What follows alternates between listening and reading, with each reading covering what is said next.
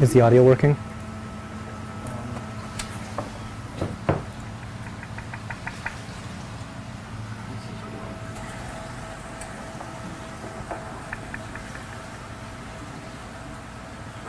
the audio working?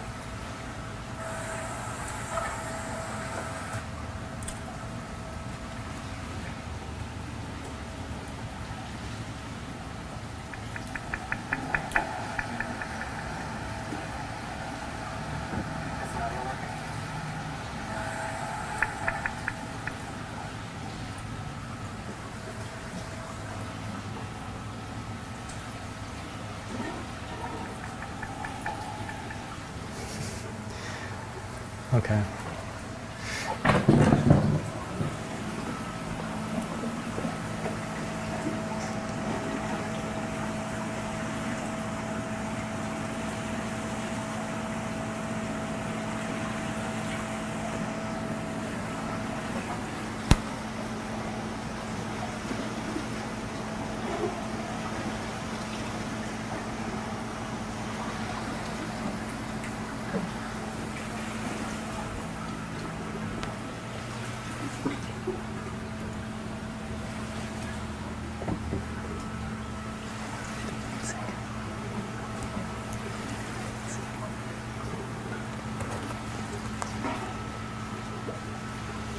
Make sure you put the copyright stuff into the... Can you hear any music? Okay.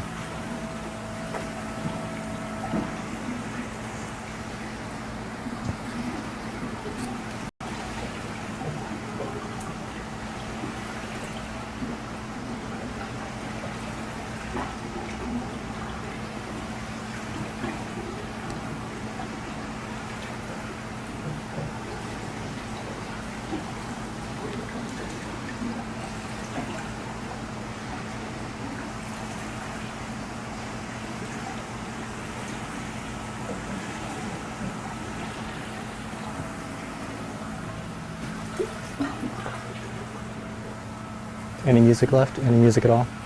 Okay.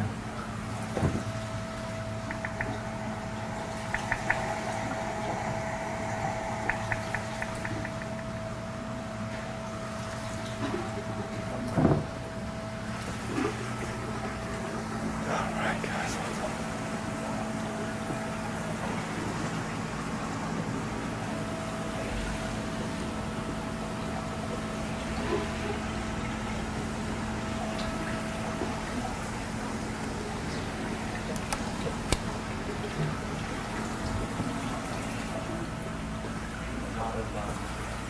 I can hear you over and over again. Any music left? It's because of the speakers.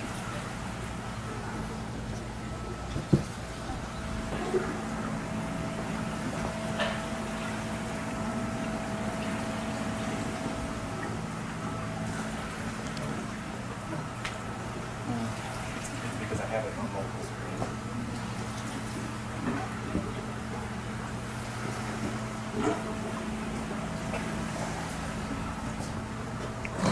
Okay, 15 minutes.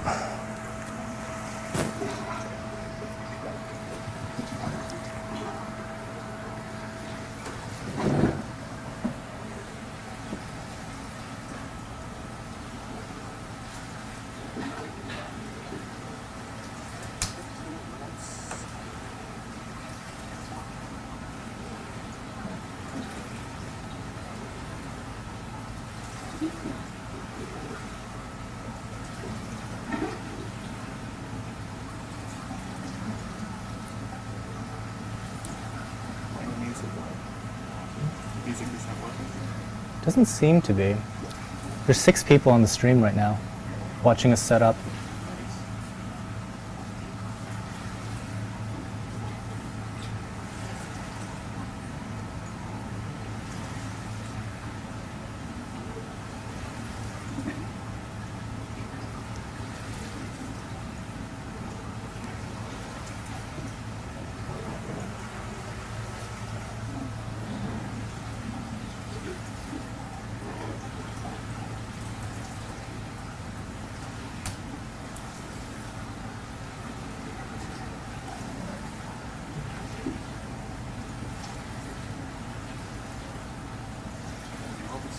ready to go.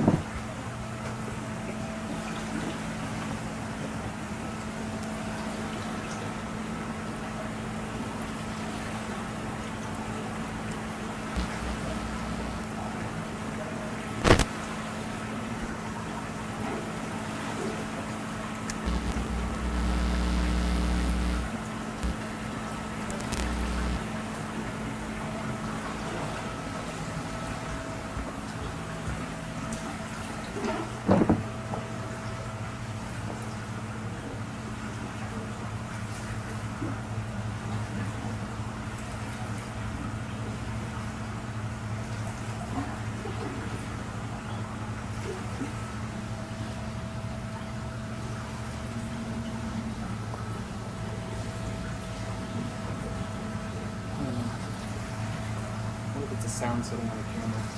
Is it only in one ear or something? Or None. none? I'll figure it out later. Mic's superseding. It used to work. No big deal. Yeah, I don't know why. Did one maybe the setting on the camera change? Did you check that? I don't think I changed it.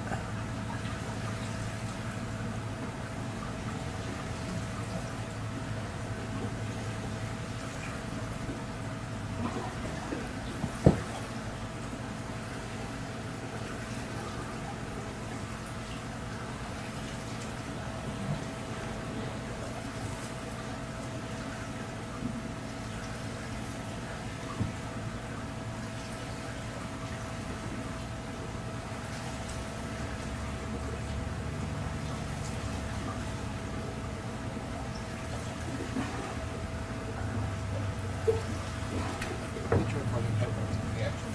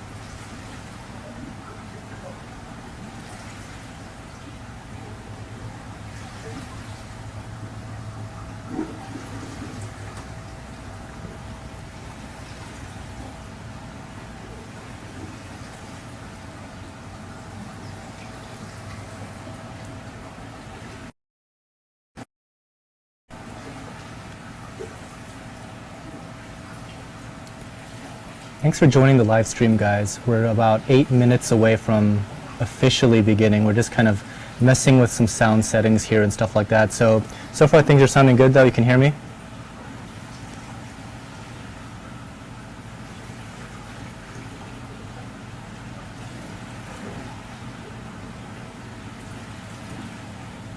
Thanks for joining the live stream, guys. We're about 8 minutes away.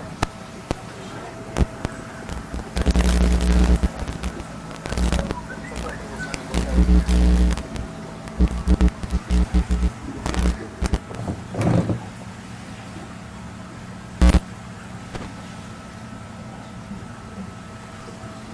good. The stream is about 30 seconds behind live, so if I don't get to your comments right away, that's part of the big reason there. We're off by almost like a minute.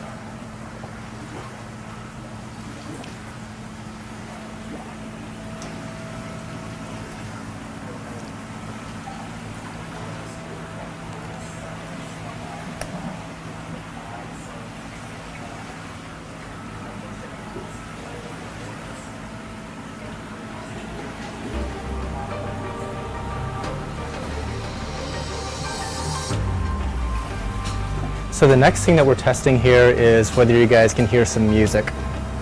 And I just have like some royalty-free music that I kind of use on my past videos and stuff. And if it's not super duper annoying, we'll just keep it on because it kind of drowns out the sound of the pumps and things like that that you might hear in the greenhouse.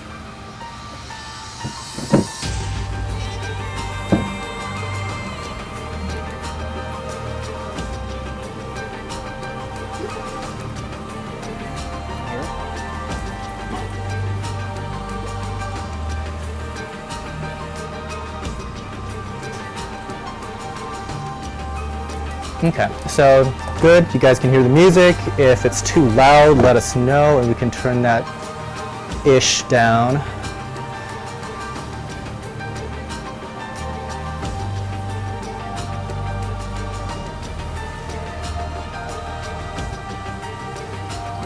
Yeah, and feel free to send questions and stuff, or if you wanted me to elaborate on something I say later on once we actually get into the meat and potatoes of the broadcast. Ben somehow got to a screen where he can actually comment back to you guys. On my computer, for some reason, I'm not at the same place and I don't have a way to chat with you guys, but I can talk. So there's that.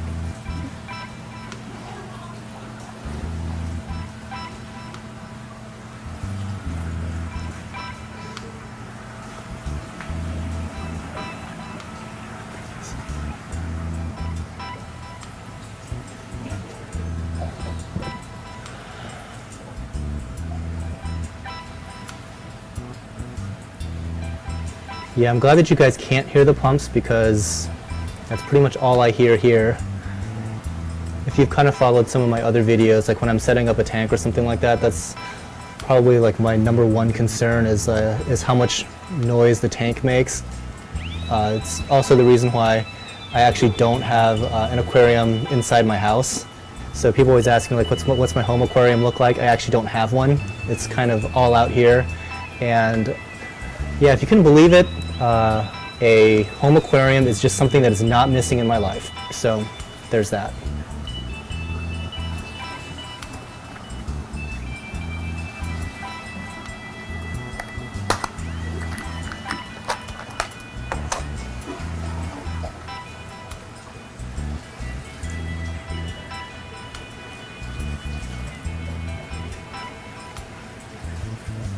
Oh, sweet. Greetings from Lithuania. Greetings. Are you guys big on basketball? Because one of my favorite Lithuanian basketball players plays for my hometown team here, or used to, Zydrunas Ilgauskas. Big fan of Z.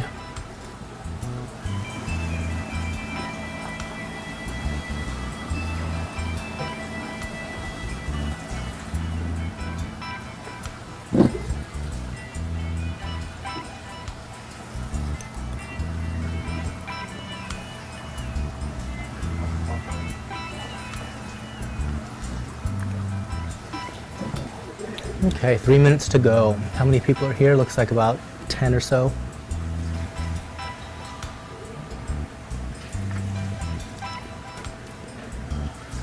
Hey Ben, you think we can like tweet out the stuffs, the address? Thanks. On Twitter and Facebook. Nice.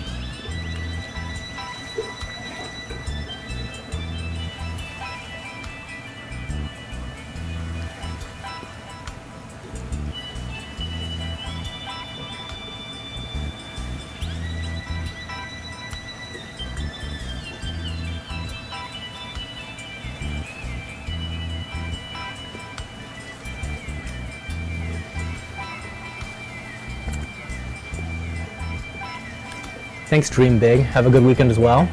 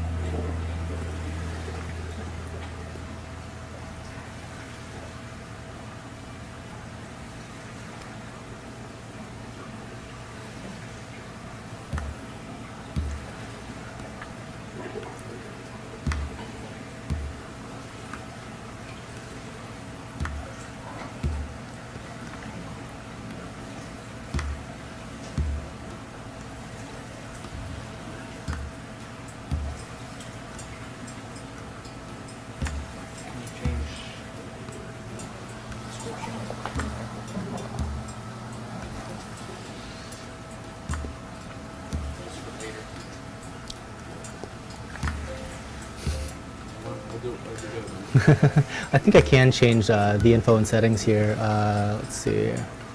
Yes, you can. If you wanted to hop onto here, Ben, you can change it right here, right on the fly. So you can go, so the control room is here, info and settings. Yeah. Okay, we're almost ready. Almost.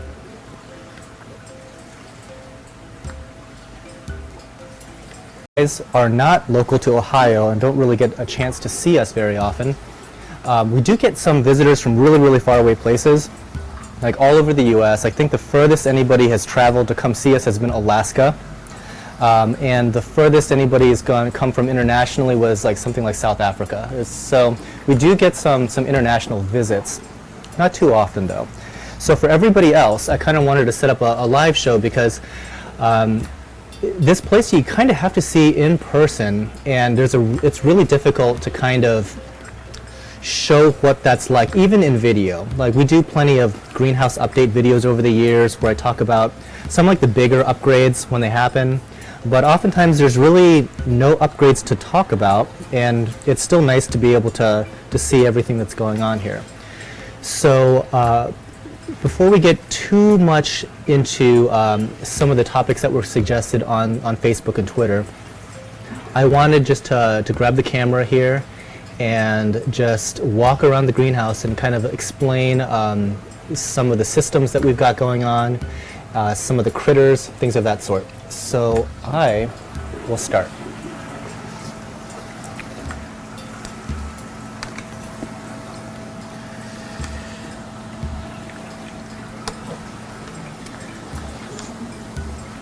Okay.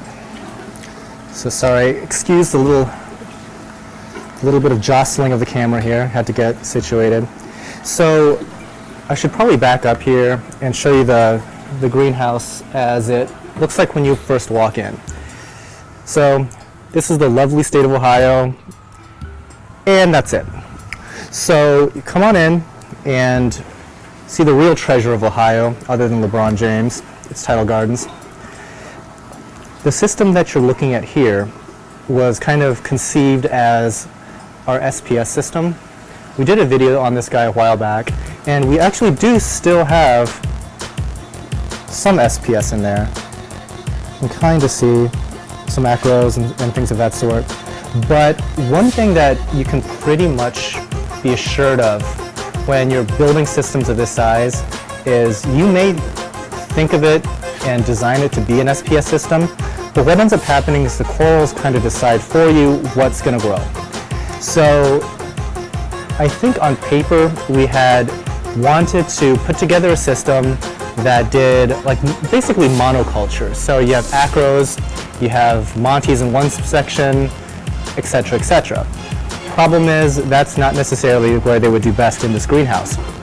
So what ends up happening is you end up with just a bunch of mixed reefs. So this particular SPS system does have some SPS, obviously, in that front tank there. You've got some stuff going on here. But then we've got bubble tip anemones. And we've got flower anemones. So it just turns into like a kind of a mishmash. There's some LPS in here too, some pectinia and whatnot. But yeah, that's kind of how this system goes. it's the latest of the systems that we've put together, and arguably our most frustrating at the same time. Whenever we put together a new system, we kind of start from scratch and just see different things that we can do, and unfortunately that sometimes ends up with a lot of goofy situations happening. So this particular system has flooded 3-4 times at least. One of the times was because we have these heating coils that provide heating and cooling right there. You see this guy? We one day came in to this thing completely flooded. It was probably about 400 gallons of water on the floor because that connection right there came undone and shot fresh water into the system, probably, I don't know, a gallon per minute. And yeah, you can pretty much imagine that when I woke up in the morning, there's several hundred gallons of brackish water all over the greenhouse. So that was one flooding story.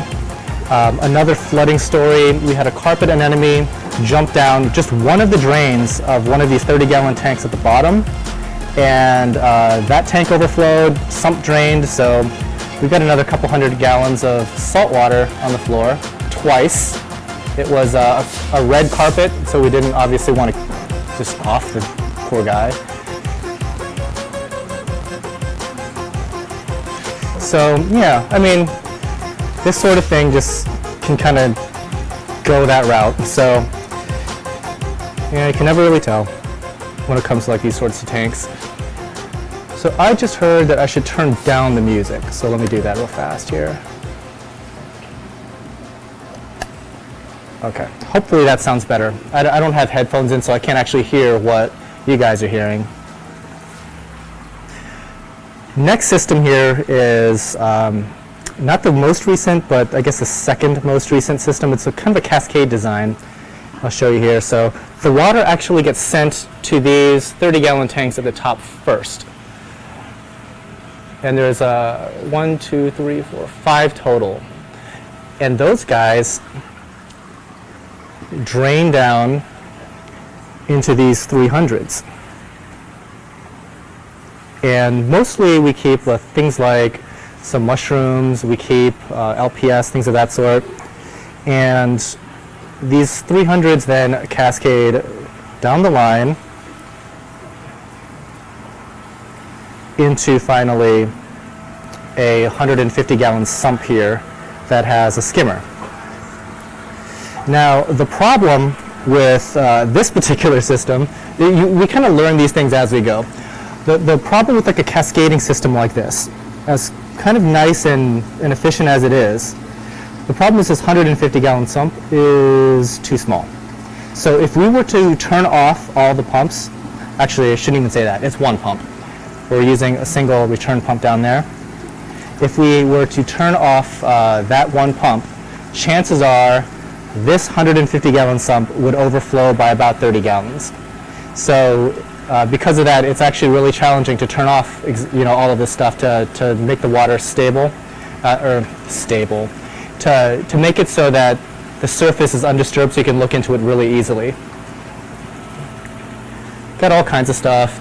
This is like our Xenia tank, which is probably featured on our live stream right now because that's the little drop cam that whenever you see a little TG live thing that's kind of on our website, that's a little drop cam that's kind of showing that footage, and we move that thing around a couple times a day.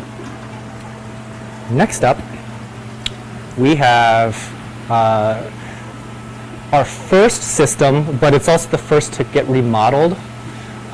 This is, we just call it set 1. We're so clever here. And it is actually what's becoming our SPS system. Up top here, you can really see a lot of the colonies that we've got growing, and we've got some different types of stuff. Mainly it's acros right now. We try to focus on acros whenever we can, because generally speaking, we can't keep acros for very much of the year, unfortunately.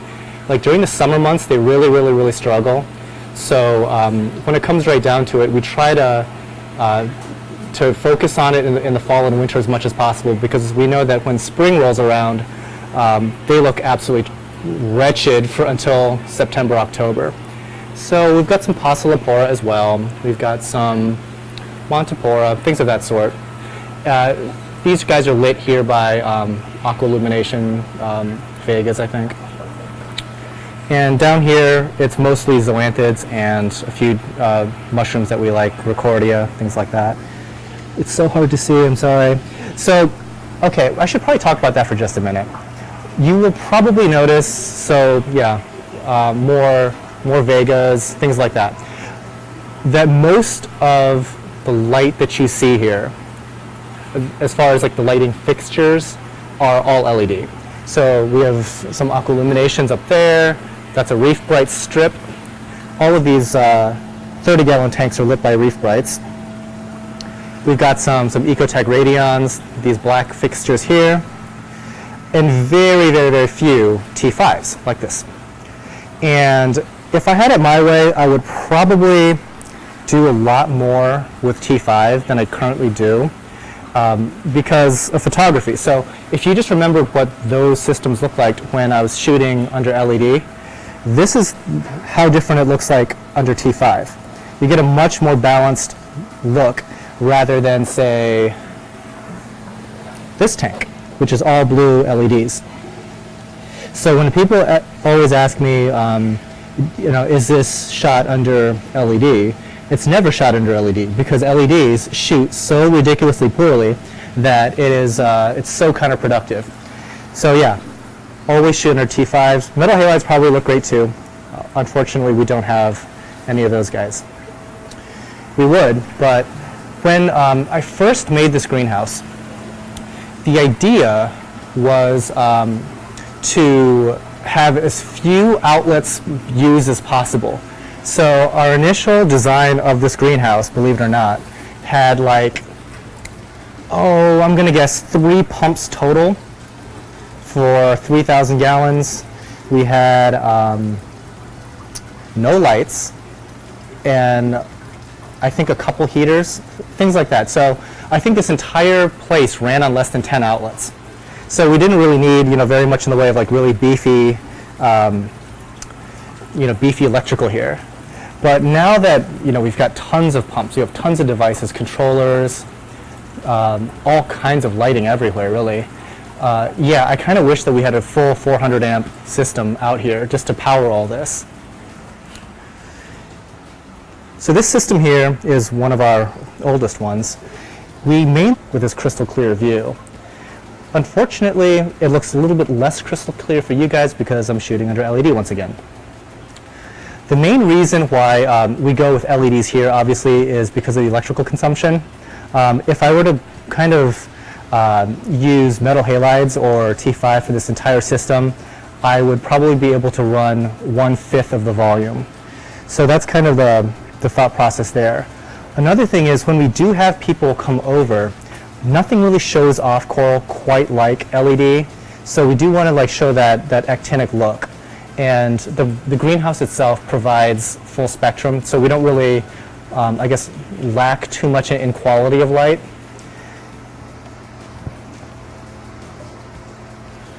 And this is our final set we're going to take a look at. This is set 3. One kind of interesting thing about this system is that it gets neglected like crazy. So what we end up having is like basketball-sized corals like here. Let me give this a little boost so you can kind of see a little bit better. So these basketball-sized things like these birds' nests here to just take up the entire tank. This one single colony here that you see is 3 feet long. And it's that big because we just haven't gotten around to cutting it up at all. So things just tend to grow really, really large.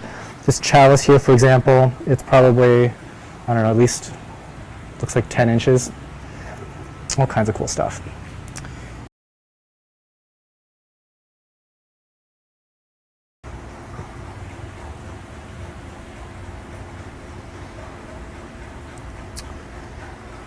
Yeah, so totally neglected, and actually I'll give you an even better example of how neglected this system is. You can see certain corals that are growing on the egg crate have grown into an egg crate shape. Yeah, we don't get back here often. Here's some more. When you see that green egg crate kind of right in the middle of the frame, that's not algae, that's coral.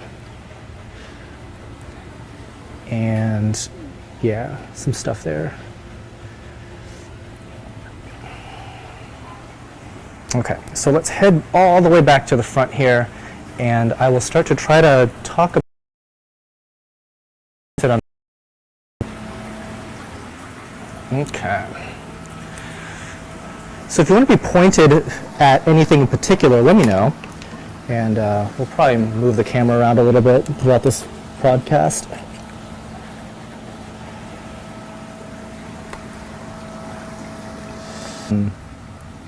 We started to do a blog a couple weeks ago, and if you've been to the front page of TidalGardens.com, you can see some of our more recent posts. Sometimes we do announcement-ish stuff there. Oftentimes when I do a new video, I kind of write a little bit about it and in blog form toss it up there. So the front page of Tidal Gardens now has tons of like fresh content all the time now, so it's definitely worth checking out. In addition, it's not just going to be me talking about the same old stuff. This is going to be a topic for a video coming up, but I might as well just give you guys a little bit of heads up. Yeah, a little bit of a story. So a long time ago, like a couple years ago, a couple of girls from a university here, University of Findlay, a couple hours away, they were doing a research project on zoanthids. And we donated like a bunch of different types of zoas to them for their research project. And they were doing like gene sequencing to determine like similarities and kind of like the evolutionary path of zoanthids. So their research went really well, and once they had graduated from Findlay, they got in touch with James Reamer.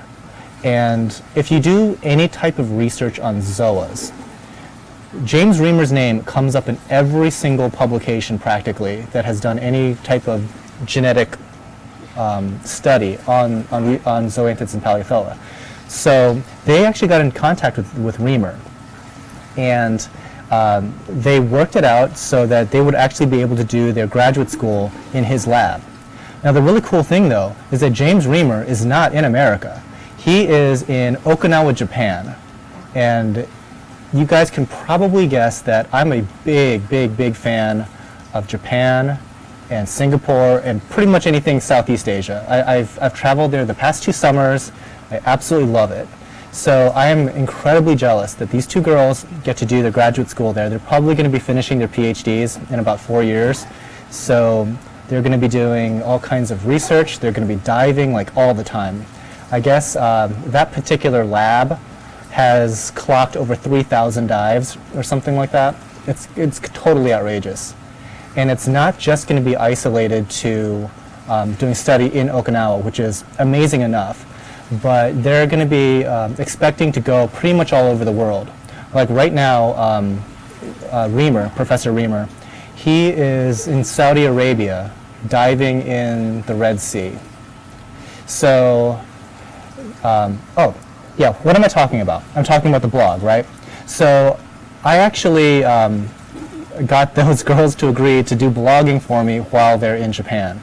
So you can kind of hear firsthand how their little adventures are going. And to make it a little bit better even, I actually gave them my underwater camera. So I no longer have that because it's like the most underutilized piece of sweet camera gear that I have here. Like, I don't need to stick my camera into a fish tank. I mean, that's like tremendously boring. So I figured there's no better place in the world for that camera to be than with those girls shooting underwater footage all over all over that entire region. So once I get some footage back from them, we'll be doing blogs as well as doing all sorts of stuff with underwater footage from their dives. So I'm very, very excited about that, obviously. More to come on that, but I just wanted to give you guys a sneak peek. Okay, somebody just messaged me here. Okay, Byron Scott Bush. Hi, Than. Just watching your live postcast. Could I ask how much light your LPS tank is running? I have LEDs on mine, and I always think I could provide... Hold on, I can't read, I'm sorry. I have LEDs on mine, and always think I provide overkill. So could you please advise? Yes, I do have a take on that. So when it comes to 99.9% of all the corals that we've seen here, there are very, very, very few that require highlight. So when you're talking about LPS, I can't think of one off the top of my head that would even do well in highlight. So my recommendation is to tone it down as much as possible without seeing like obvious signs that it needs more light. Like if it turns like an overwhelming shade of brown, for example, that's kind of a sign that it might need more light. But if it starts to get pale, and it does so quickly, that's probably another indication that it's getting too much exposure. And I know that like lighting manufacturers just love to like pile on like mega wattage, more 3-watt LEDs, more 5-watt LEDs.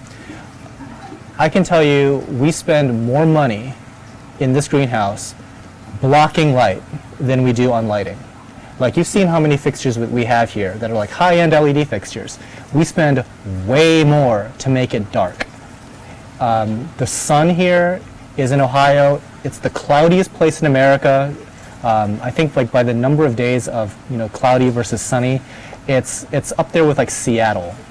And if you're familiar with the Pacific Northwest of the United States, it's known for being rainy and cloudy all the time. And supposedly Northeast Ohio is cloudier than that.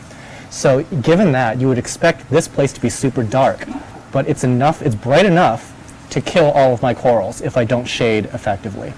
So that kind of gives you an idea of, how to kind of mentally calibrate for what to be providing your corals. You really don't want to do that overkill business, because you're much more likely to kill coral by overexposing them to intense light than you are by not providing enough light for them. So thank you so much for that question. So let's see.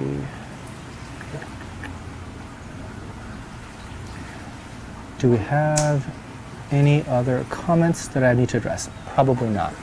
Okay, so announcement number 2. Do you guys know who Thomas Brown is? He's got a YouTube channel called Thomas Vision Reef, and he and I had been kind of talking back and forth for a little while now, and he wanted to do a Kickstarter at one point to fund a documentary about the hobby. And the Kickstarter was, I don't think it was effective. Like he wanted to raise about 20 grand, and it didn't go through, but he didn't abandon the project. So pretty much he just like by force of will decided we're going to be making this documentary no matter what. So he asked me if I would like to contribute, and so I agreed. And so I'm going to be co-director with Thomas. You can check out his channel too. It's really well done. It's Thomas Vision Reef, youtube.com/Thomas Vision Reef. I think. Hopefully I got that URL right. But he has like a real talent, especially for post-production, and his background is actually in broadcast. Unlike me, obviously, as I stumble through this. But I'm really looking forward to doing that documentary with him. That might involve some serious travel overseas and all kinds of stuff, looking at people's aquariums, looking at collectors and whatnot. We're in the pre-planning stages, but keep an eye out for that. I've got high hopes. So, let's see. We got a question on Facebook, and it was really technical. It was like, should I just read it? I think I'm just going to pull Facebook up here real fast. And I will try to do my best to answer a highly technical question about lighting in particular.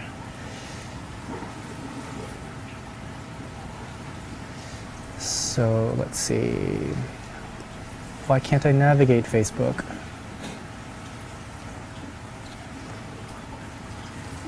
Okay.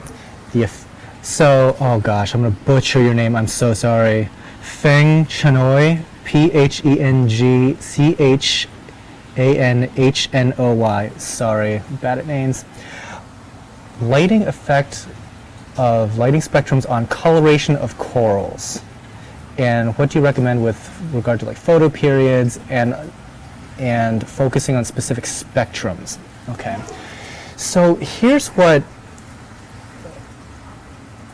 oh gosh, that is a really, really tough question. The reason is, when we think of like what, I'll just put a really specific example out there just to show you how difficult this is. So if I were to say, what is the best lighting and the best spectrum of lighting to provide hammer coral? That could be any number of correct answers, because when you're looking at a specific coral like a hammer, they are so individually different from one another depending on where they're being collected. So let's say, well, in Indonesian, is it Australian? Let's say it's Australian, specifically Australian. What should that Australian hammer get in terms of lighting for best growth, coloration, and whatnot? What people don't realize is, even in Australia, the places where they're collected can be really, really, really far away. So, like, a lot of people don't know, but some collectors literally hop into a boat and they travel 16 hours on this boat and lay down an anchor 16 hours away from shore, and they spend a week out there collecting. 16-hour trip back and forth each way. And they go to another dive location. It's another 8 hours away. They go to another dive location. It's like another 16 hours away. So the places where they find, and it's like the thinking is, you know, are these even different corals, or is it just like the stress of that particular environment that's making those corals color up in that way, and are they just barely surviving and holding on? So it's really hard just to in a broad brush, say a hammer coral requires this sort of spectrum. I mean, you can kind of, you know, it's horseshoes and hand grenades, close enough. If you provide a decent, you know, T5, decent metal halide, decent LED spectrum that's not too bright, chances are very, very, very good that you'll be able to keep most coral. But when you get like super duper specific about the exact type of spectrum that you're going to be needing for peak health, it varies so much, because these corals are, I mean, their habitats are so incredibly different. And actually, that's one of the things that I wanted to see firsthand in putting this documentary together. I would love to be, you know, diving like different places where these things are collected, just to show you where your corals are coming from, because I'm 100% sure that like the sort of stuff that we provide in terms of husbandry is going to be wildly different than what's available to them in the wild, just going from biotope to biotope. So yeah, very good question, but kind of involved. I like it though. And actually that kind of couples in with a couple other questions that I see here on lighting. PAR, bulb combo, color lighting effects for SPS. So I'll speak in very, very general terms. I am a big born-again fan of T5s. I think that they have incredibly robust spectrum, and an ATI in particular makes so many good bulbs for growing coral that I would like to just get, you know, 8 bulb fixtures, put them all over the place, and for the aesthetic portion, just use blue LEDs to get that final little bit of pop when I'm looking at certain corals. But when it comes to just, you know, straight growing coral, there's a lot about T5 I like. So obviously spectrum is one thing. But the other thing that I like is that it's less of a point light source like you would get with LED or metal halide. So the nice thing about a point light source is you get those really, really cool glitter lines and stuff. But the bad part is you get kind of exaggerated shading. Again, that's kind of why I like a very, very diffuse lighting like T5 that kind of is over the entire length of a bulb. Now, obviously, T5s are not perfect. There's no such thing as like a perfect light. Like their big drawback is obviously the cost of bulb replacement. The cost of electricity to run them is not nearly as efficient as LED. But yeah, actually going back for a moment, talking about there's no perfect light. Like, I once wrote, and you can probably even find this on my greenhouse page on Tidal Gardens. I intentionally did not go back and edit the stuff I said. So when you start reading that particular page from start to finish, it's internally inconsistent. Like, I'll be saying something earlier that I completely later contradict. And it's kind of nice to kind of go back and see these assumptions that I make and how many of them are correct and worked out great. Many of them totally are not correct and were screwed up. So it's kind of nice to see. And one of those miscalculations was talking about lighting with regard to this greenhouse. I said famously that the sun is the perfect source of light, and it's on the perfect timer, and that's why I built a greenhouse, to kind of cultivate this perfect light source. And yeah, I couldn't be more wrong. You see, see what's like up here? There's shade cloth everywhere. Clearly this perfect source of light needs a heck of a lot of modification to not kill all my stuff.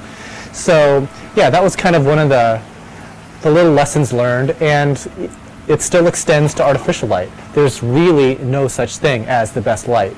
You can kind of optimize it as best you can for what you're trying to do, but in the end, the sort of factors that are going to be driving your purchase decision, I bet actual coral health is lower on the list compared to stuff like energy consumption, bulb replacement, controllability of the fixture. So, I mean, I think it's great that we strive to optimize lighting, especially to corals, but really, middle of the road keeps almost every single coral very, very happy. It's all this other stuff that's really designed for us more than the corals that tends to sell tends to sell lighting. So that is my spiel on that. Okay. I like how you can see Than in the background talking with his hands. Yeah, I do that. Okay. I got a question here from Germ, J-E-R-M. Do you run GFO on your systems, lol? No, I do not. In fact, I have never actually done GFO ever. It's kind of funny because I've been doing this hobby for like a really, really long time. And it's never been a total all-in on the hobby. Like, I took hiatuses, like 5 years where I didn't have a tank and stuff. And when I came back to the hobby one time, people were talking about this GFO stuff. I'm like, what's that? And they explained, oh, it's granular ferric oxide. I'm like, what's that? So yeah, apparently, GFO is a thing now. It's a phosphate reducer. And honestly, for, the first 20 years that I did this hobby, phosphate wasn't even really on my radar. I never tested for it. I never really cared about it. And when I finally did test for phosphate, it was so vanishingly low that I'm like, well, I can kind of ignore that. And I guess that's one of the benefits of having a large system. Basically all these systems are roughly 1,000 gallons apiece. And you really don't have as many of those chemical headaches that you do with smaller tanks. So nitrate, I pretty much will never ever have to test for that. It's going to be zero. Phosphate, same sort of thing. It's going to be very manageable. So no, I don't run GFO. If you do want to run GFO, I do have a bit of practical advice for you.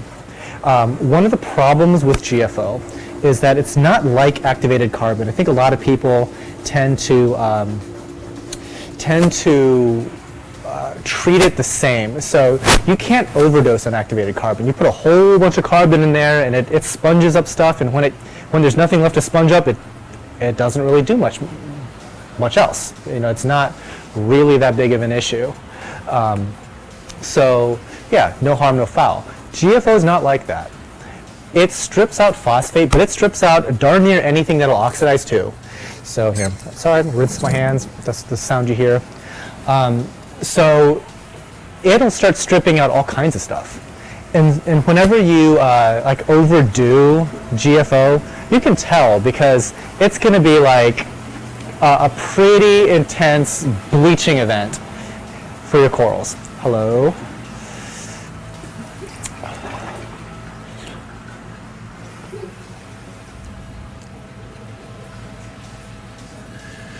Okay, I'm reading the chat again.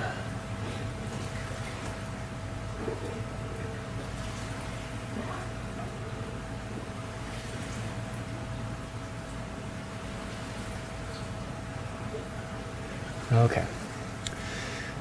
So let's see here. How many people are actually watching this? Good number.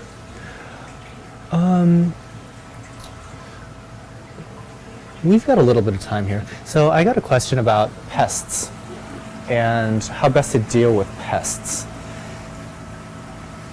The lucky thing that you guys have when it comes to pests is that it's much easier to manage in a small system, because you can do things in a smaller system that I can't really do in 1,000 gallons. So the first thing that's always a good idea is to dip your corals.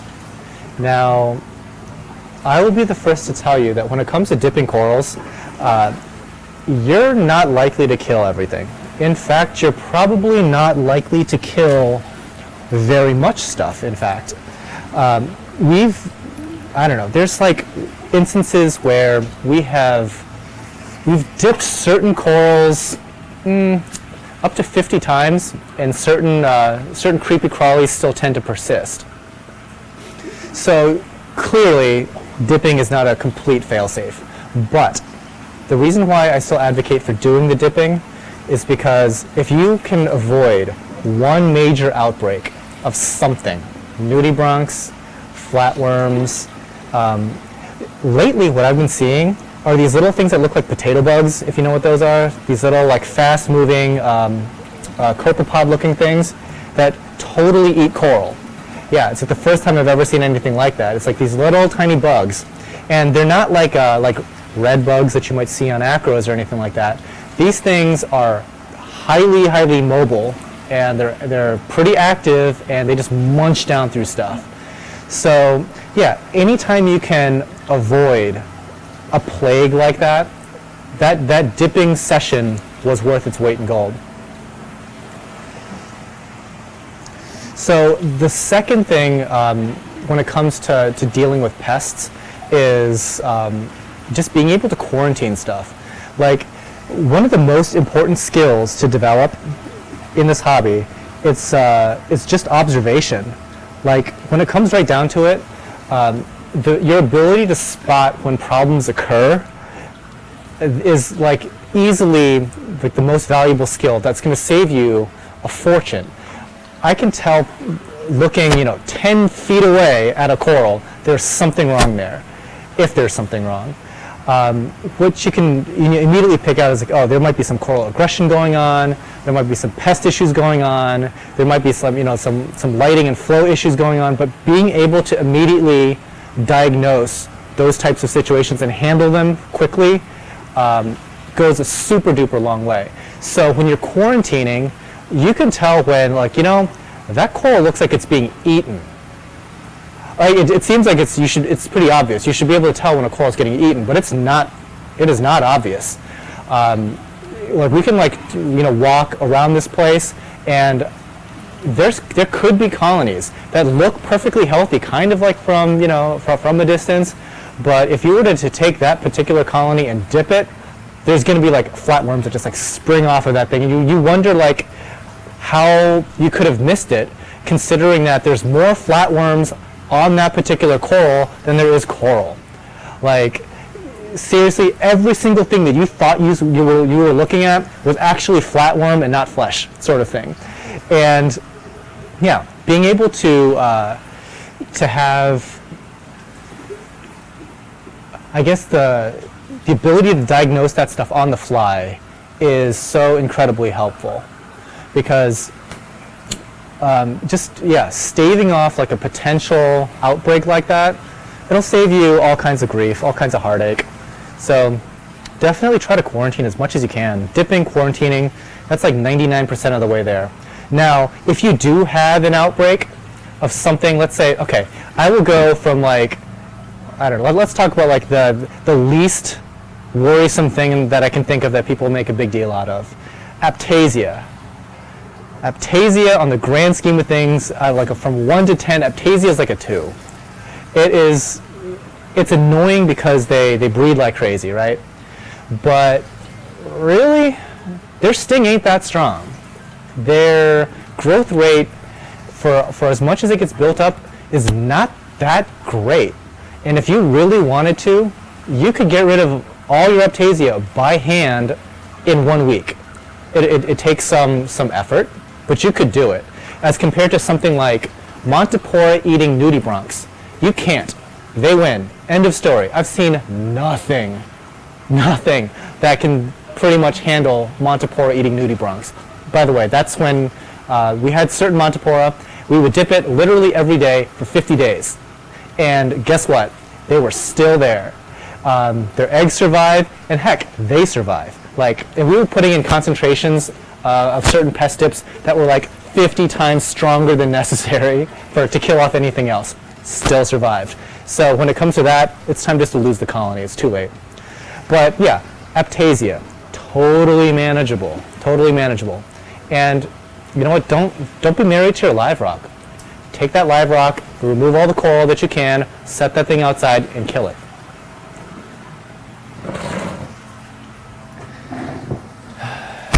Okay. So, let's see. What other comments can I address? What's the size of that tank on top, John Streets? That is a 240-gallon tank. That guy is 8 feet by 4 feet wide by 1 foot tall. It's a custom. It's made by Great Lakes Aquarium.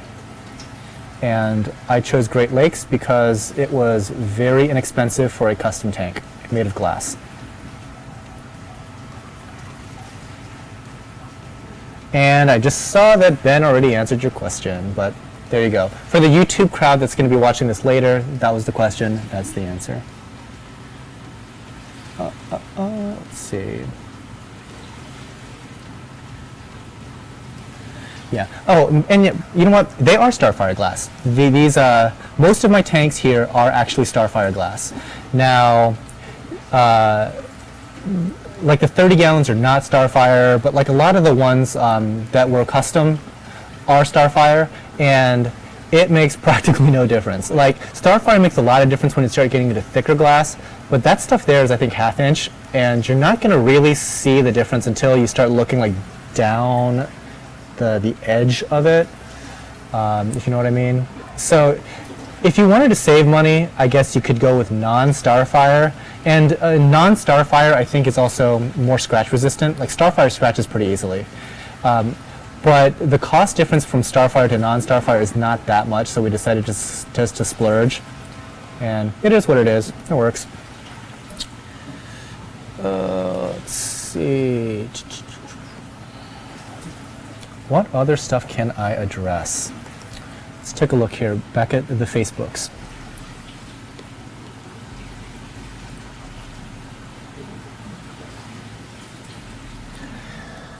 Yeah, still a lot of questions about like pest and algae problems. The main thing that I'm going to suggest, which is kind of goes against what a lot of people say, is to be really, really, really okay with the idea of taking and killing your live rock. Now, I know that for much of this, the span of this hobby, I started like in the early 90s or something like that, maybe even earlier. And like, you treated live rock like gold because you paid like $10 a pound for the stuff. And it's like, it's like, oh my gosh, it comes with all this life. You have to do all this stuff to preserve this life. Man, no you don't. So most of all the good stuff you actually want on live rock is going to grow regardless of what you do. Like, you couldn't stop coralline algae from growing, probably. You couldn't stop some beneficial worms and stuff to take root. But avoiding, like, potential disastrous hitchhikers, like a bobbit worm or a gorilla crab, you really want to start with a fresh slate. And that goes for like an existing aquarium. If you know that you've kind of got some issues with like pests or algae on a particular piece of live rock, it's time for that piece of live rock to go.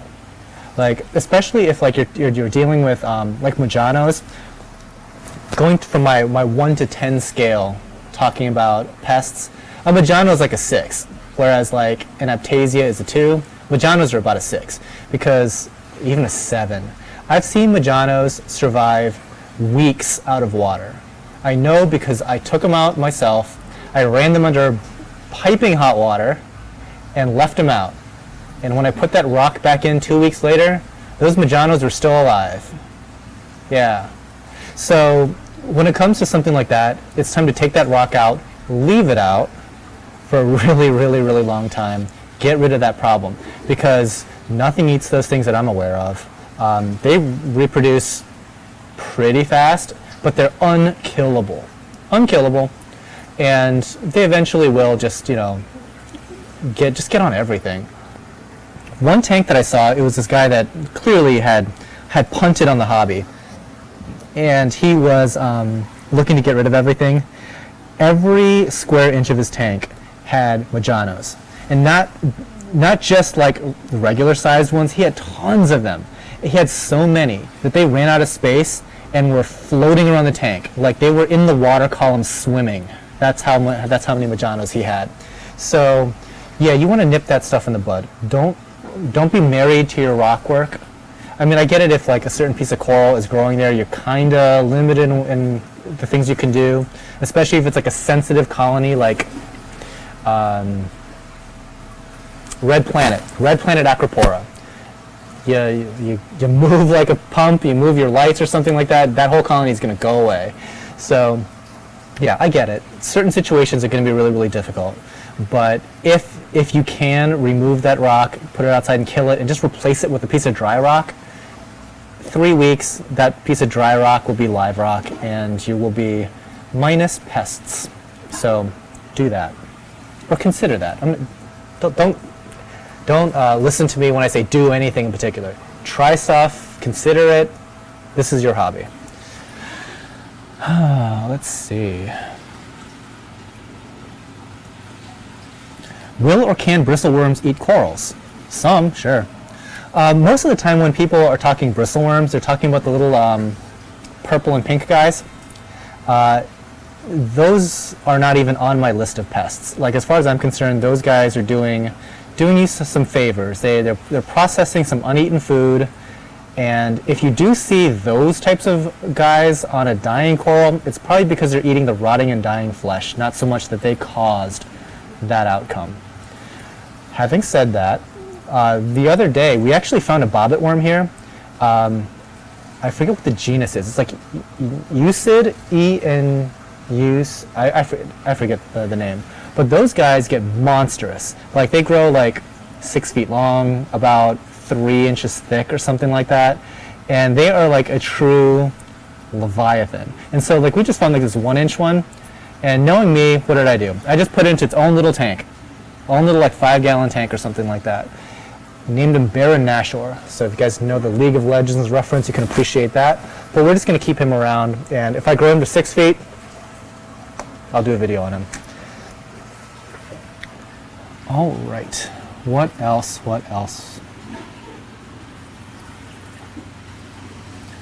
It just occurred to me that it's almost 6. What are you guys going to do this weekend? Are you guys going to take care of your tanks? Going to watch football?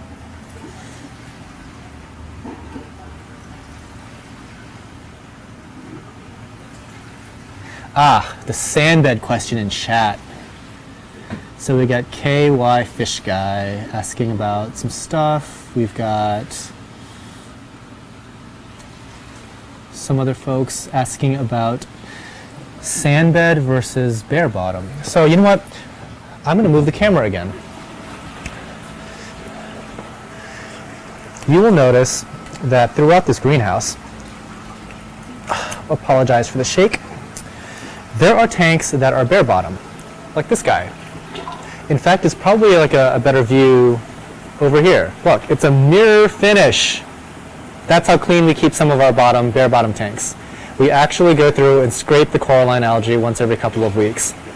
So yeah, when it comes to a lot of our systems, we like having bare bottoms simply for the maintenance aspect of removing detritus. Like, I don't know where I picked that up, but we've really stuck with it and it's worked out nicely. So we try as much as possible to be removing detritus, and bare bottoms are simply awesome for that. Now, there are more bare bottoms here. You can kind of tell. Bare bottoms. Really, really, really good if you want to take the time to get in there with a scraper and a siphon and just go to town. Because the amount of stuff that ends up in a sandbed, here's a tank with a sandbed, it's pretty colossal. Now what's crazy is this particular sandbed here, you can see a little bit of growth on it. I mean, if we had like a sand sifting goby, he would keep this sandbed pristine white and then jump out of the tank. So we don't have any kind of sand sifter here. There might be a starfish, possibly. I don't think I see one off the top of my... oh, here he goes. I don't know if you guys can see that, but he's right there. Sand sifter. So, yeah, I guess he's not doing that great of a job. But, yeah, we keep sandbeds in certain of our aquariums, and it's tough to say what the real difference is. But I know how much crud must be in this sandbed, because we haven't siphoned it probably going on a few years now, 3 years or so. And I mean, we haven't had any kind of catastrophic crashes or anything like that, but if you're considering going like sandbed or substrate versus bare bottom, I think it's going to have a lot more to do with like the sort of maintenance that you plan to do on your aquarium. Because I know that most folks really aren't going to be taking the time to get in there and like physically scrape the entire bottom of the tank regularly. It's just not something that a lot of people do.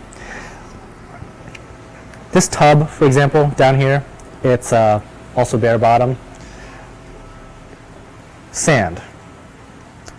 And then substrate. So there really is no rhyme or reason to why we did things certain ways. We just try different things out. And strangely enough, all of it works. So if there's something that you like to do maintenance-wise that jives more with what, like a more realistic regimen. So if you're going to be in there all the time, you know, keeping a laboratory clean tank, because by the way, if you do not clean a bare bottom tank religiously, it is going to look hella ugly. Whereas if you have a sandbed, not the worst looking thing in the world. I mean, it hides a lot of imperfection. Now, if this sandbed wasn't here and we didn't touch this tank, because we probably haven't touched this tank in years, you would probably see a layer of detritus that's 4 inches thick or something. Like, sandbeds really help hide stuff.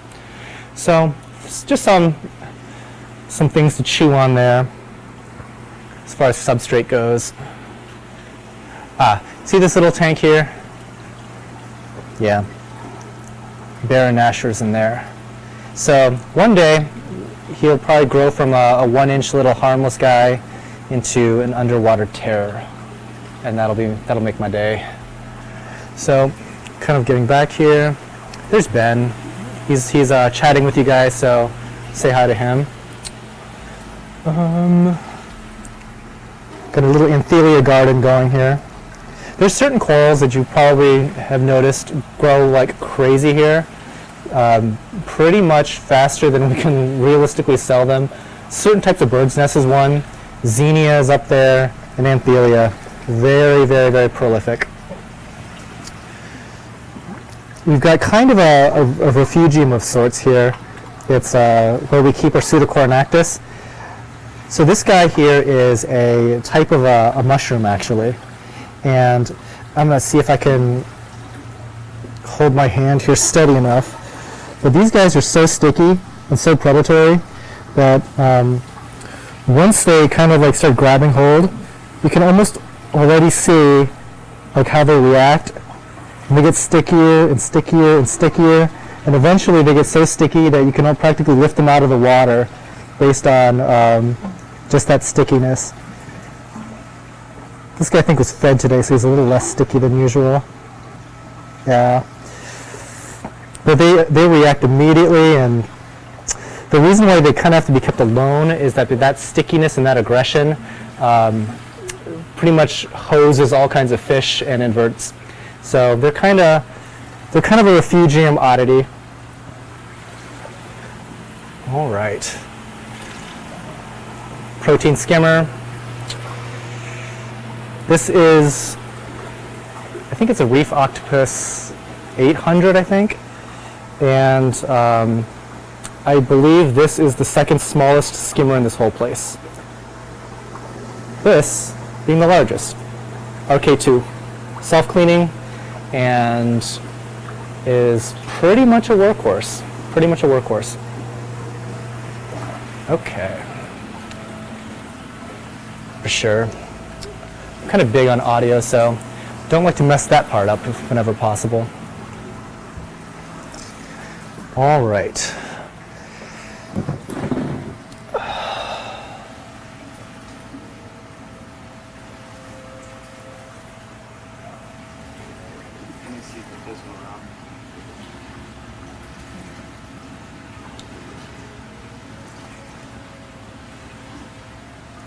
Okay. Puffer Mike is asking about iodine dipping. I actually like iodine dipping, but it handles a very different thing. Like, I don't use it to deal with pests or anything like that. It's more as an anti-infective. It's really, really good at disinfecting. So if I see a coral that might be struggling with some infection issue, like a lot of LPS sometimes get that, especially ones that are like recently harvested or something. They'll come in and they'll get like a gash on them or something like that. That'll get infected. And like a quick, 5-10 minute dip in iodine, like just like a Lugol solution, that tends to help, especially if you carry it on for like the next few days. I definitely am not big on like just adding iodine to an aquarium unless you really know what the heck you're doing. I don't know if you guys have seen my trace element video, but the thing about trace elements is that they are vanishingly small quantities in our water. And so, our test kits are barely sensitive enough to even to adequately test for them. There is an iodine test, and if you do plan to add iodine into your tank, I still encourage you to try to test your water before and after to actually kind of like figure out what level you're trying to achieve. Because just blindly adding in iodine could be really disastrous. It's basically an anti-infective.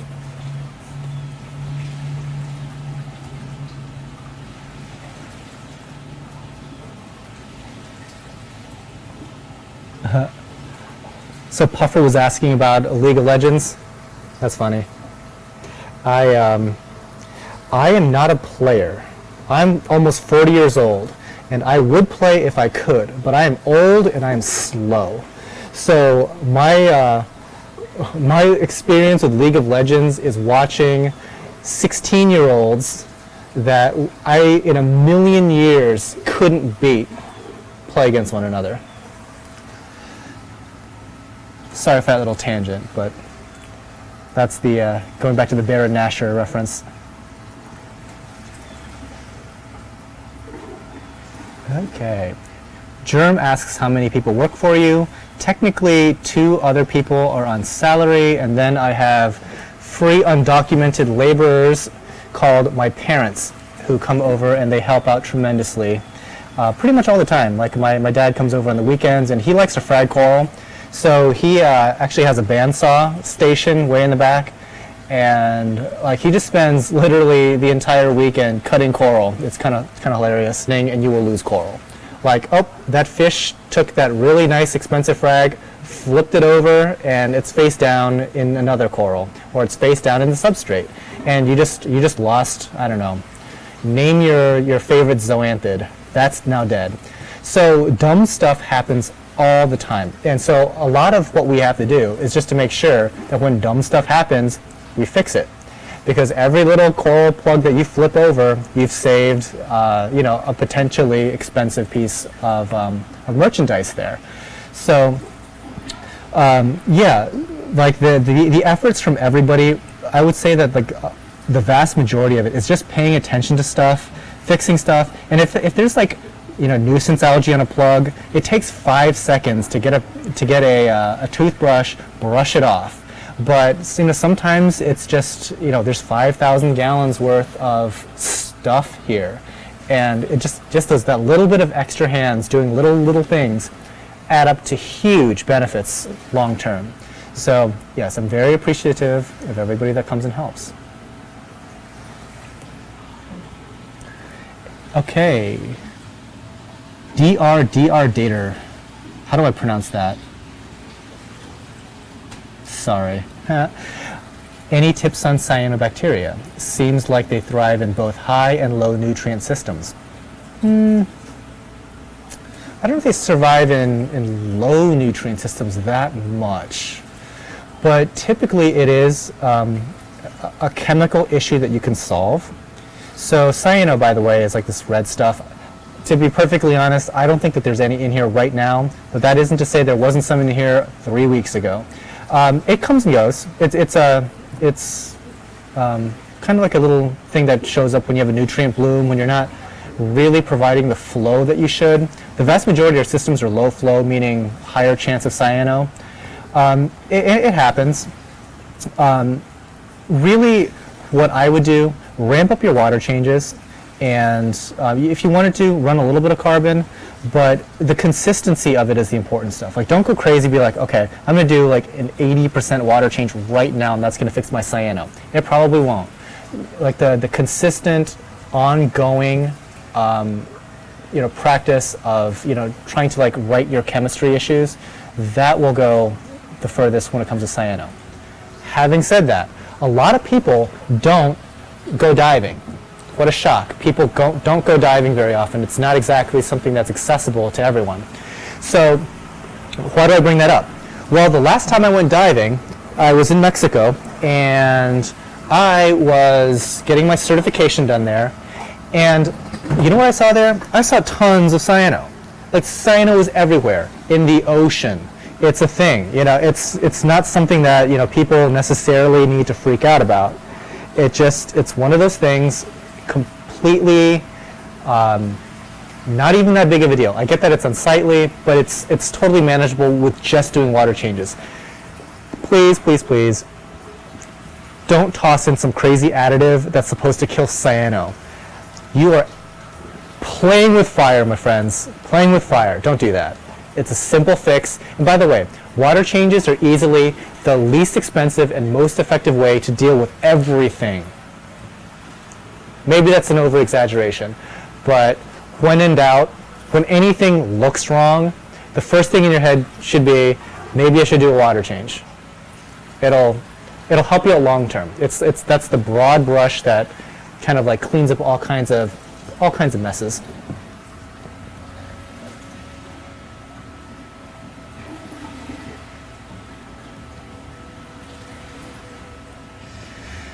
Okay, let's see.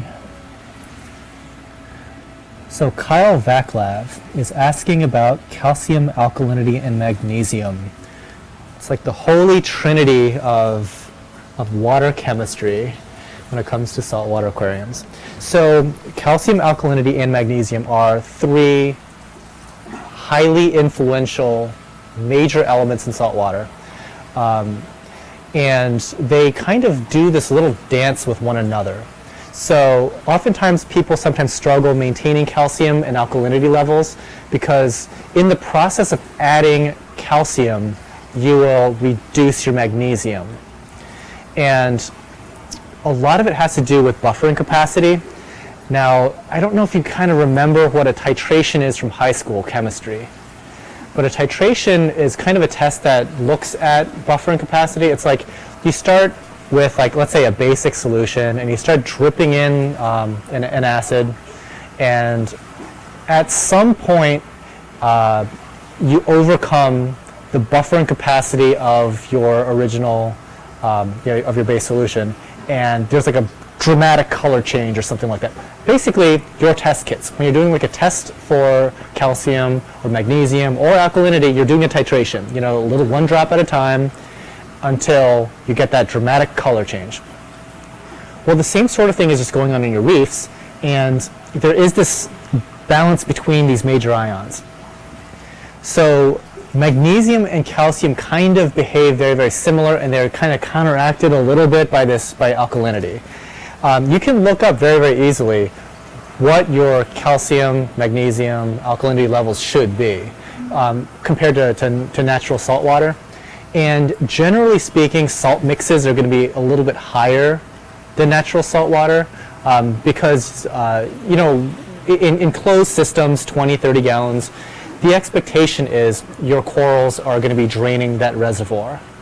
So that's kind of why you see elevated levels in a whole bunch of stuff, salt mixes.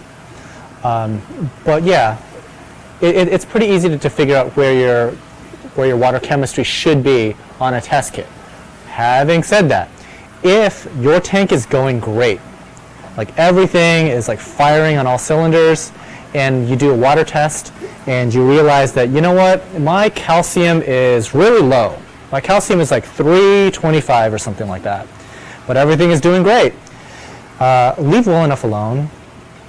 Don't go crazy. Just leave it be. I mean, it's far easier to just leave it be and enjoy like the growth of your corals than it is to then try to chase a number on a test kit. So like if things are really going well, I would hesitate to then try to start adding in stuff to try to boost levels to get to a certain chemistry level or a certain magnesium level.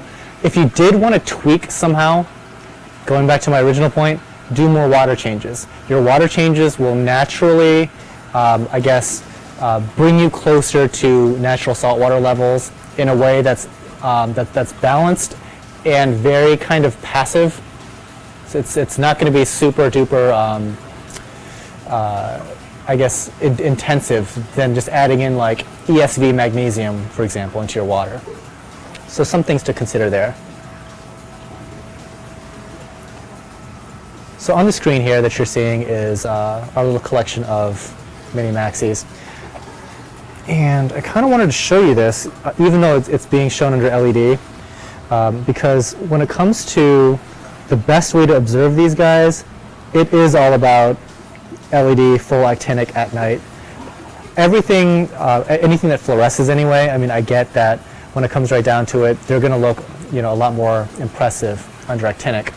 But this stuff in particular, these mini maxis, are all about actinic. Like during the day, they might even look kind of like bland and drab, but they totally take on a life of their own at night. So that's a thing. What else do you guys want to talk about?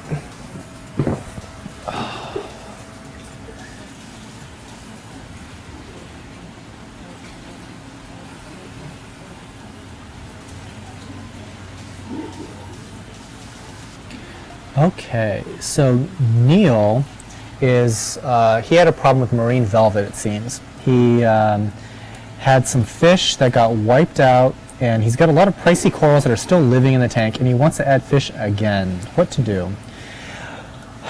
Ben, what should he do? I would let the tank fallow, because it'll break the parasite's life cycle. So I don't know if you can hear him in the background, but he suggested just to leave the tank fallow for a while and just to like wait out the life cycle of the velvet. It's a good idea, actually, because a lot of these coral diseases, they have kind of like a free swimming stage, and there's like different stages as it goes. But if you don't have any fish, guess what? That one really, really, really important stage can't happen. So yeah, it's a really, really good idea to just, you know, I off the top of my head, I honestly don't know how long to keep a tank fallow. But the other thing that you might want to consider is ultraviolet. Now, kind of like how T5 is old school, ultraviolet is really damn old school. I'm going to guess like less than 1% of all marine aquariums have ultraviolet running on their tank. It is almost like a completely forgotten technology. And I'm here to tell you that ultraviolet is awesome. Like, it is absolutely incredible. Like, the sort of things that you can avoid by having a UV sterilizer run on your system, I mean, it's a long laundry list. Okay.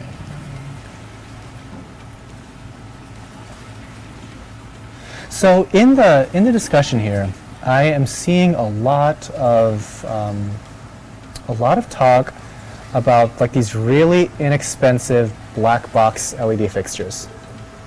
I don't know how many of you guys have had those long term, but whenever I've seen it, they tend to really kind of like burn out in a short period of time compared to some of the other fixtures. That's just like an observation that I made, and I think it has a lot to do not so much with the LEDs themselves, but with the way that they're wired. I think like the quality control on their wiring and assembly is poor, and that tends to, and also the quality of the power supplies, it tends to leave a little bit to be desired.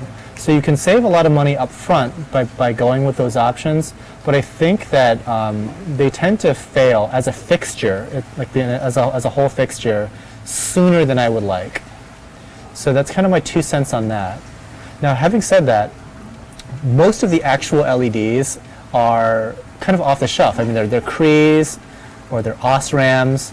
So the inexpensive Chinese fixtures, they're very likely using the same LEDs as, you know, a pricier fixture, but it really comes down to the rest of the package that kind of separates stuff.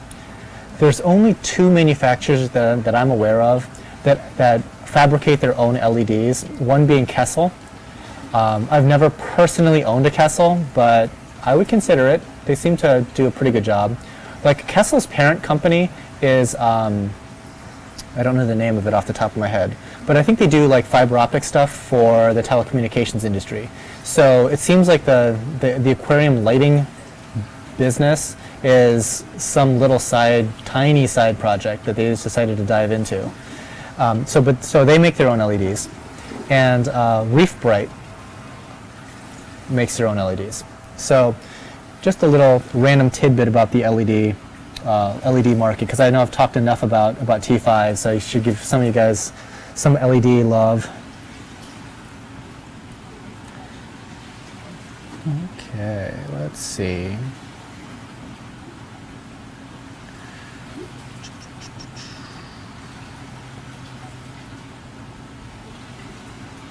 Most of the time, fish have a job here, so it's going to be like a tang or a foxface to eat algae. There's a little pajama cardinal. He doesn't do anything. He just sits there.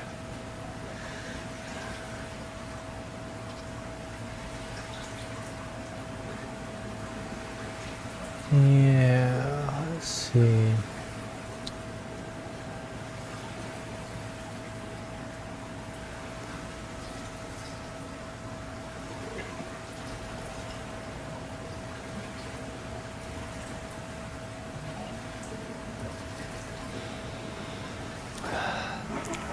So here's a topic.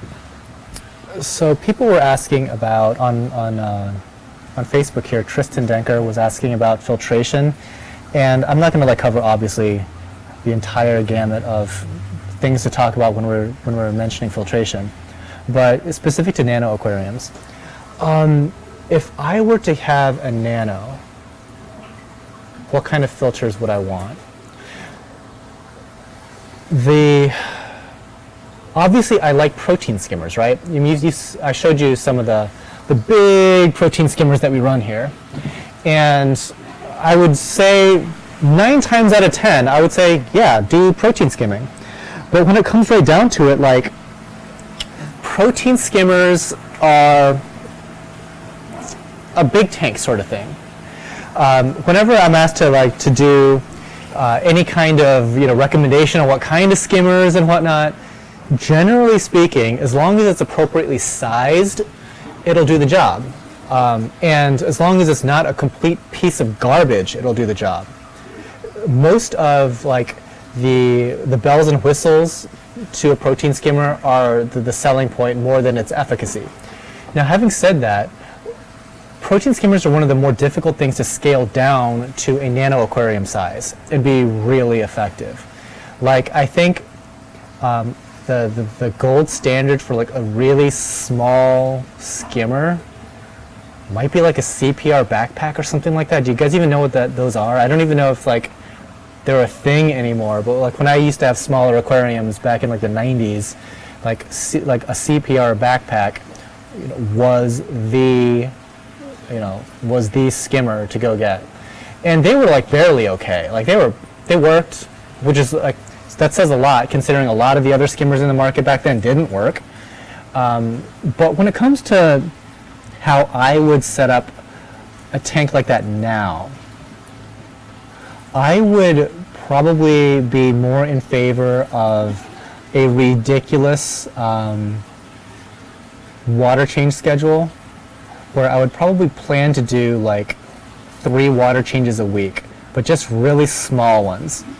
Because if you're able to provide that type of nutrient export just by doing water changes on such a small volume of water, like no piece of equipment is really going to compare with that. So yeah, if you're talking like a nano, like under 15 gallons, shoot, just make a like a 5-gallon bucket of salt water and make sure to change all of that a week. Your tank will be fine. You can save some cost and some electricity right there just on providing, like I said, the easiest, cheapest, and most effective thing you can do for your tank, water changes. If you have a 1,000-gallon aquarium, buy yourself an RK2 protein skimmer.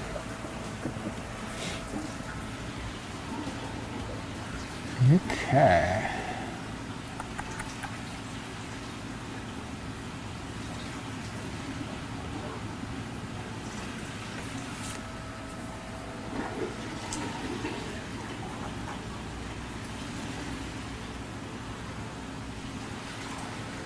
Alrighty. So we got about 10 minutes to go. I might hang out here for a little longer. But I just got handed a note from Ben here. We have a little bit of a giveaway. So, this is embarrassing. What's the coupon code again? Copperband 10. Copperband 10. Lowercase? All lowercase. Copperband as in the butterfly. Copperband 10. It's, I think it's $10 off, and there's exactly 10 of them. So the first 10 people to use that code on their order gets $10 off. Copperband 10. Have fun with that. So, actually, I am new to this live sale thing. I know that live sales are kind of popular on some of the message boards and stuff like that, where people would be showing certain corals, and oftentimes they're like, they're like deeply discounted just to move. What do you guys think about us doing something like that, but instead of doing it through like a forum, just doing it like we're doing now, where I could just grab a camera and point it right at a coral. Boom. This one. Redactus, for example. And I would tell you a price, probably a significant savings over what we normally charge, but that deal is only available for, I don't know, a day or something like that. So I don't know. I'm thinking about that. Let me know in the comments. Let me know on Facebook, Twitter, whatever. what do you think about doing some live sales with us? We're not going to be like doing a ton of coral because I still want to keep this very much a discussion and less about just like obviously selling you guys product. But I mean, I know that some people really enjoy live sales. So if you want me to include that aspect, I'd be happy to do some deep discount live sale type stuff. Like some stuff we would be selling for like as low as $1. So just to keep you guys awake and interested. So yeah, let me know. Comments. Do it. Okay. Any last words or announcements by me? I don't think so.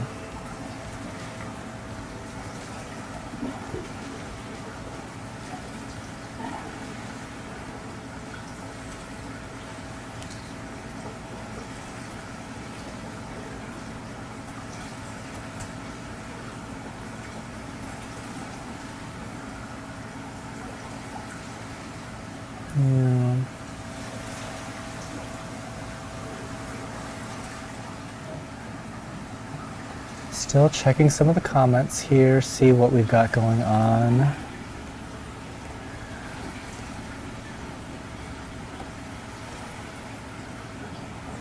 Matt Peterson asks, what are the storage trays below the tanks?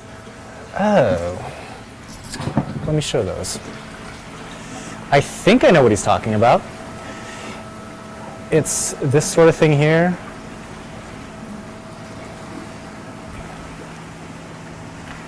Oops, sorry about that, got caught on a wire. So this sort of thing, maybe? Yeah, we just kind of like have our, it's a impromptu like workstation. Sometimes when we're dipping corals or moving stuff around, we can just set like a tub right on top of this guy. Or when we're packing corals, it's really handy for that. You know, this could be like all kinds of like random plumbing. You generally, like, chances are most of the stuff that you see down here, it's going to be random plumbing. But yeah, it's kind of like a little quick workstation slash junk closet of stuff. And it just slides right back in when you're done. Very convenient. Highly recommended for like spaces out here.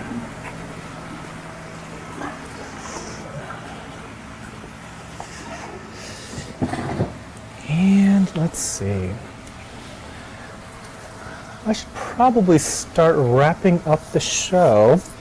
Thanks so much for watching, you guys. It looks like we've had quite a few people tune in live. That's great. I'm glad that you guys took the time out of your evening to come hang out. It's always fun to talk about corals and whatnot. Like I said, you know, we'll be probably doing this like once a week. Hour and a half-ish, 1 hour to an hour and a half. Really informal. If you guys have questions or if you want to see a certain thing, we can show you pretty much all kinds of stuff here at the greenhouse if you're interested. Let me know if you want to do live sales, because that's something that I definitely want to experiment with. It could be a lot of fun. And lastly, make sure to check out our blog. Lots of stuff coming in the future, especially from the girls over in Japan. They're basically living my dream scenario right now. So sometimes it's nice when, you know, I'm in some snowy Ohio winter to kind of get this like ray of sunshine from someplace tropical. So that's kind of like I guess I'm living my scuba dreams vicariously through them right now. So kind of keep your eye out for their future blogging. Like I said, I'm working with Thomas Brown from Thomas Vision Reef on a documentary about the hobby coming up. We're still in the pre-planning stages, but I have high hopes. He's like a really, really, really good YouTuber, and I think like the combination of our work could put something together that both like the novice hobbyist and like the serious hardcore person can both appreciate. So there's that. Let's see. Oh, yes. And of course, the coupon code is CopperBand10. There's exactly 10 of those. So the first 10 people to snatch that up, congratulations. All right. It looks like there generally is what is that coral called? As in, not what type of genus or species is that coral, but what trade name is involved. We get that a lot. And the other question we get is, do you ship overseas? And unfortunately, we do not ship overseas. We don't actually have any kind of the export permits and stuff like that. In fact, I have some inkling that it's extraordinarily expensive to ship out from here, to the point that a lot of large wholesalers don't even do it. So for like a retail establishment like me, it's not something that we're looking into right now. So sorry, it's just US only at this time. Is Ben going to MACNA? I think so, if he's still working here.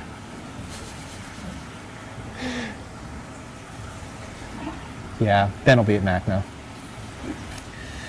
And let's see.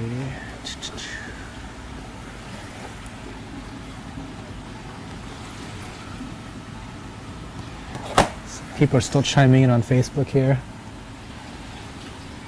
What brand salt do we use? Okay, that's a good question. I am the most salt agnostic dude you will ever see. You know how some people are like, have like a crusade when it comes to like a certain brand of salt? I'm the other guy. Like, the stuff that I choose my salt is based on what manufacturer will drive a short truck directly in front of my greenhouse and put the salt into my warehouse for me. That's the sort of decision making that I do when it comes to salt. So right now, the salt that I use is Omega C, which is, I think, manufactured here in Ohio. And I'm going to get my stories all wrong, so somebody's going to jump in here and correct me, but it's, I think it was made by one of the guys that originally formulated Instant Ocean. So I have a feeling that it is very similar in composition to Instant Ocean and Reef Crystals, except that these guys will deliver it literally into my building. So they win my business. Omega C. We've tried Instant Ocean and Reef Crystals for the longest time. Big fans of that salt. We have not tried a whole bunch of other ones. I think I've tried Coral Life in the past. I have not tried Red Sea Coral Pro. A lot of people I know like that salt. Here's one thing to keep in mind though. When you're switching salts, that could be a problem. Like, it's never a situation where the salt itself is the bad thing, but changing salts can get really screwy. Like, they kind of interact. You read a lot of feedback about salt brands. Kind of keep that in mind. If they're seeing a lot of losses instantly after changing salt, you know, take it with a grain of salt. All right, looks like time's up, guys. Well, this is fun. So we probably will do this again. I don't know, does this time work out for you guys? Hopefully it does. But we are, for the meantime, a little flexible in terms of timing. We might be having guests. I should probably, yeah, I bring that up like after the stream is over. We might be having some guests, and they'll just come here and rap about, you know, whatever they are known or unknown for. And you know, hopefully that'll foster even more discussion and debate. So thanks once again, and I am all done. Thanks, guys. Good night.